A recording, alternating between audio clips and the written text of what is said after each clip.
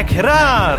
Ekranen geef niet op, als ware waar. Ekran! En ik lood die aan met ons touwteranen.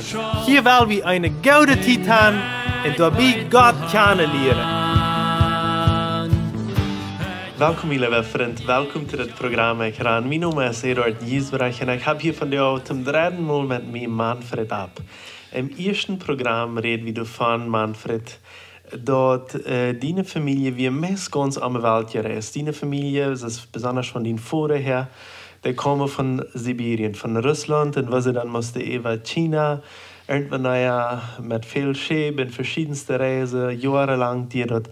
Aber wo sie Gott sei Dank irgendwann naja mit Paraguay ankommen und war sich ein bisschen ruhiger anleben können. Aber du siehst, die wäre ganz rum Welt gereist. Dat wir bloß von Russland mit Brasilien gekommen. Das ist auch nicht ganz rum. Wo kommen wir war träg mit Russland als Familie? Die Geschichte von unseren Mennoniten und von meiner Familie wird mir immer wichtiger. Und ich hatte die Gelegenheit als Jugendlicher, als ich so 21 war, 22, durfte ich mal für ein halbes Jahr in der Bibelschule nach der Schweiz. Und nur diese Karte Bibelschule durfte ich dann noch ein halbes Jahr in Deutschland bleiben, ein Praktikum mit Jugendarbeit zu machen. Und dort begegnete ich auf einer Konferenz Licht im Osten, dort ist Licht im Osten. Dat is een mission tot die tijd, dat is al even 40 jaar terug. Als die versuchte Menschen te helpen die van Rusland rauskomen uit dem Kommunismus. En die dan sehr kaputt aankomen in Deutschland. En daar boet zich wat op. Zij willen deze mensen op irgendeinem Ort im Westen oder in Deutschland helpen.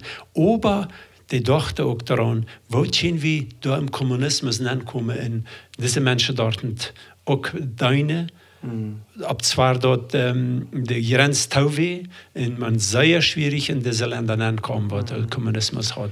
So dann fängst du Kontakt zu dieser Mission und kannst du auch mitarbeiten, kannst du was tun, was du das hielt sich alles ein bisschen gefährlich, wo waren da? Diese Mission, die hat, ich glaube, 2 oder 3 Events, Autos, bisschen Radautos, Angebot für Bibelschmuggler. Wow. Nicht, das ging nicht um Drugs zu schmuggeln. Sagt man in Plattdeutsch auch Schmuggler, ja? Schmuggler, ja, Schmuggler, das ist ein rechtes Wort. Okay. Hängereich, wenn ihr nicht weißt, was Schmuggler ist, das ist Hängereich irgendwo. Was schaffen, ne? Was schaffen, aber was wohin bringen, ja. Und so versuchten sie mit diesen Autos, mit jungen Menschen, 2 oder 3, einmal zu überreden. Fahrt nun mal mit Polen oder mit irgendein anderes Land, ein kommunistisches Land, und bringt die Bibel oder christliche Literatur dahin. So, diese christliche Bücher oder diese Bibel, was die dahin bringen, was die Juden überreden, das wird ganz verboten in diese Bücher, in diese Länder, nicht so? Ganz verboten, ja. Okay. Dat, wer da geschnappt wird von der Polizei, der hat dann seine Probleme oder wird im Gefängnis vielleicht für Jahre eingestoppt. Aber wenn man jung ist, dann sieht man das hier vor nicht. Und so Leute auch diese Mission mir an.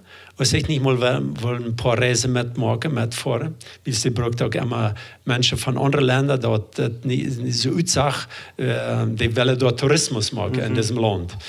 Und ich sagte, ja, ich mach mal mit. Ich war mal mitfahren und nicht bloß einmal. Und so sieht dann einmal in Polen gewesen, da schafft es ein Jahr Monate. Wir hatten, naja, wenn man erst mal besser grenzt kommt, dann auf einmal ist die Courage nicht mehr so groß und man redet nicht mehr so brav. Ja, dann sagt man zu dem Freund, ich habe nicht Angst, aber will ran. Ja? Und so ging es mir dann vor, dann ab der Grenze, wenn wir mit 400 Bibel im Auto verstoppt haben in der Wein, die wäre dann extra so gebaut. Du musst dann ein Lichtroute bauen und dahin wäre dann viele Bibeln oder eine Flower, die wird doppelt mit ganz dicken Stahl, Stahl oder ewig leicht und dort auch nicht so schwindend wer ankommt. Ne? So dann hast du hast verschiedenste Reisen, ist das gemerkt. Ja. Wartet auch noch mal ziemlich knapp? Ja, dat wordt eenmaal zeer brenzlig. En ik zag me al im Gefängnis en ik nam zo innerlich al afscheid van mijn familie en van mijn vriend. Wir wären auf dem Weg über Jugoslawien nach Rumänien. Und wir dürfen auch keine Adresse mitnehmen, weil wenn die Polizei würde auf dem Papier eine Adresse finden, dann haben die Christen dort in dem Land sehr Trouble. Ja. Die wurden dann sehr geschwält. Und so mussten wir die auswendig lernen, pro Adresse. Und die bloß hier im Kopf haben. Und so fuhren wir dann los. Und bete dann sagte Gott halb dort, wie wirklich die Christen dort antrafen, auch wenn wir dann bei den ihr Haus ankommen. Ja. Und so fuhren wir dann los und wir Wisst ihr dort die kommen? Nee. Okay. Dort wie alles, wie vorher als Touristen da haben. Ja. Und hadden dat Autobefall Bibelen. Und so kommen wir dann bei Jugoslawien, Grenz mit Rumänien.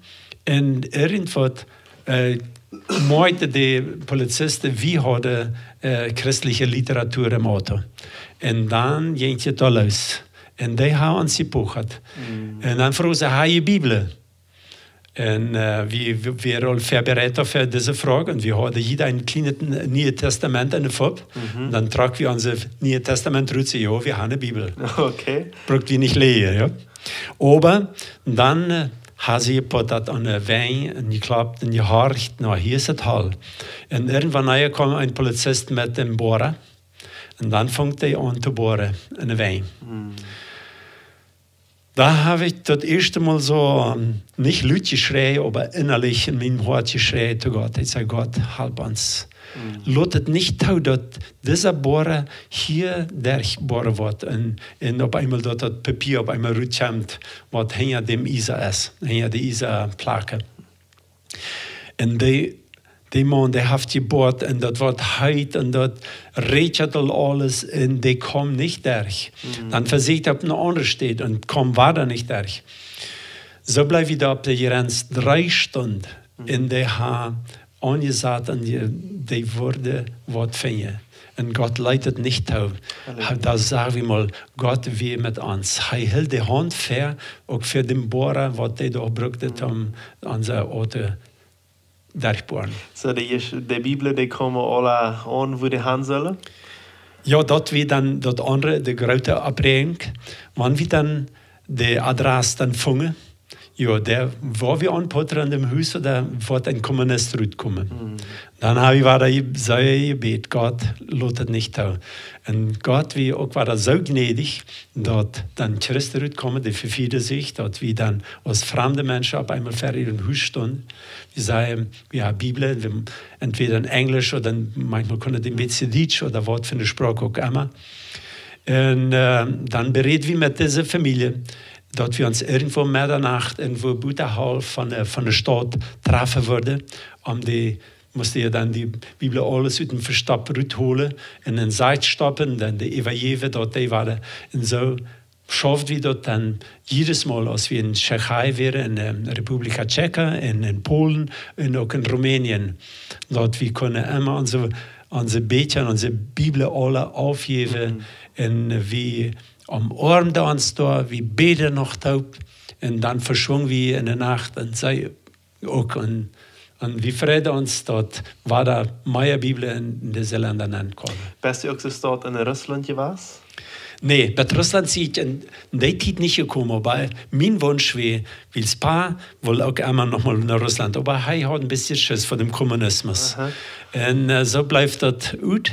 Aber ich hatte dann die Gelegenheit, als ich später für Jahren, das sind nur 7, 8 Jahre zurück, mit einer Gruppe mich anschreiben können und dann fuhr ich mit der Gruppe nach Russland. Erst mal bei Moskau, das wäre eine wunderbare, schöne Stadt an zu sein. Und aber mein Ziel wäre mit der Gruppe Sibirien. Ich will den Ort kennenlernen, wo mein Paar geboren war und wo meine Familie einmal gewohnt hat und dort glücklich war. Und was für eine Erfahrung hast du, als du dann in Russland warst? Dort wäre für mich immer sehr bewegende Momente, wo ich da stand in Rot Und immer an meine Geschichte muss denken, wo Opa und Oma hier gelebt haben, wo schwor denn dort gefallen muss sein, dort sehen. Hier im Weich musste so ein schönes Land, wer ein Bauer ist und der Acker macht, dort wie, ich dachte, wo musste denn so schwer sein? Und ich kam auch bitte zu dem Zugstation, wo die Nacht eingestiegen sind, die ganze Familie in Sibirien verleuten. Und ich habe dann da alles gefilmt. Und da ihr seht, und Gott gedankt für diesen Moment, was Gott dann mit meiner Familie da war. Und dat gaat er opmerken dat die kunnen damals niet, aber ook dat in je wedstrijd, ook dat je mensen dag nog van de Duitse mensen terugblijven deden. En wie weet ook vele van de Duitse mensen, besonders predikers en leraars, vele zijn doodgemerkt worden. Müssen Verfallung erleben, aber du bleibst immer noch Christen Eva. Hast du auch mit diesen Christen Kontakt gehabt? Ja, Gott führt es so, dass ich zu einem alten Onkel, ein Prediger, kam, wo ich eine ganze Welt bei ihm wohnt. Und der hat mich dann mit noch 2 anderen Freunden ramifiert in die DARPA, wo dann dort am Moskau gehofft, Omsk gehofft, 28 DARPA früher von den Mennoniten. Und so habe ich dann die DARPA besiegt und auch, wo mein Vater gewohnt hat, in dem Dorf wie ich auch, und auf der steht, wo einmal die Wirtschaft wie von meiner Familie.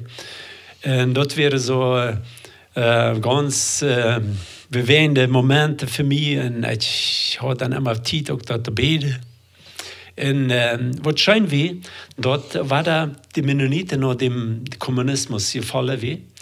Dort, die sich war da gruppierte, und die reden auch noch Plauditsch. Und da wir ein paar Darpa, die meisten verstanden noch Plauditsch. Aber ihre Andachten, die hatten sie alle in Russisch.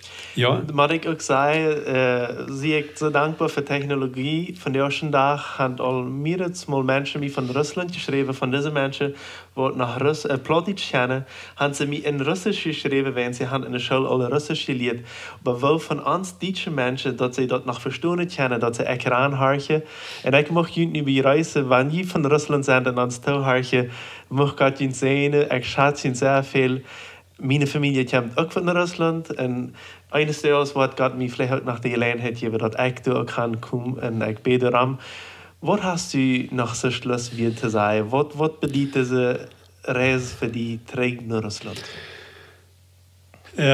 Ja, das kann man wenig, wo wir da nicht so beschrieben. Was in meinem Leben alles verändert worden ist durch diese Reise und diese Kontakte, die ich da hatte.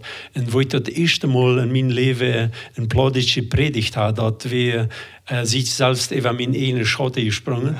Und ich hatte die Gelegenheit, dort eine Gemeinschaft zu haben mit denen. Und dort war für mich sehr, sehr wichtig. Ich war dann auf einen großen Sängerfest, wo die Mennoniten dann taub kamen, da über 1000 Menschen oder 2000.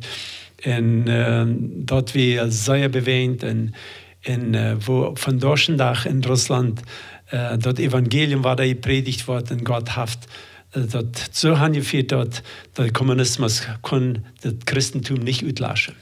Kijk, dat heb ik ook gezien. Immer waar heb ik Geschichte hier, wo we immer waar zijn. Dat de kracht van Jezus Christus en van Heiligen Jezus is veel groter als een menschlicher Kommunismus, als irgendwas Menschliches, dat ze hier. En ik mocht die moed wensen, liever toegeren. En dan van wo du bist. En dan van wo die Geschichte is. Als die nu van Rusland is, of van wo immer die is, of van Kanada, of van Mexiko is. Das ist wichtig, immer trägt zu gehen, nicht von wo wir kommen von menschlich her, aber sondern wichtig trägt zu gehen nur die Bibel und dort wir den wahren Grund haben, wo Jesus Christus ist. Ich möchte die Gottes sehen wünschen und bis zum nächsten Mal. Ciao, ciao. Dankeschön, dass du von der dabei wirst.